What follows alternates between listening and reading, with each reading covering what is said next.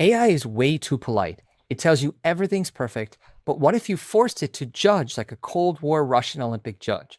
Brutal, icy, obsessed with perfection. I tested it on my brand new AI course outline, and the results, they hurt. A normal response, well-structured and comprehensive, minor suggestions. Helpful, maybe, but too fluffy. Russian judge version? 69 out of 100. Docked for repetitive weeks, vague terms, and grading that didn't match the goals. Brutal, but accurate. Better to fix it now than to hear it from students later. Not a teacher? Let's try my resume. Polite version? Strong background, impressive experience. Nice, but useless. Russian judge score? 58 out of 100. Generic summary, overlapping skills, outdated design. Painful, but true.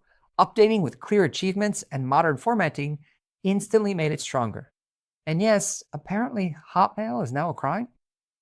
Okay, teachers, here's one more. A simple lesson plan. Polite feedback, looks engaging, well thought out. That's it. Come on. Russian judge? 30 out of 100. Vague objectives, no scaffolding, and laughably weak activities. Basically a plan from 1973. Ouch. But exactly what a principal or parent would notice. This isn't just for teachers. Try it on your startup pitch. Minus 30. No market validation. Your dating profile. Too generic. Deduct 25. Even your blog post. Fluffy intro. Deduct 15. If AI thinks your intro is fluffy, it probably is. It hurts your ego, but it saves you embarrassment later. Here's the exact prompt. Copy this. Critique this outline, resume, plan, or project like a Cold War Russian Olympic judge. Be brutally honest. Score out of 100.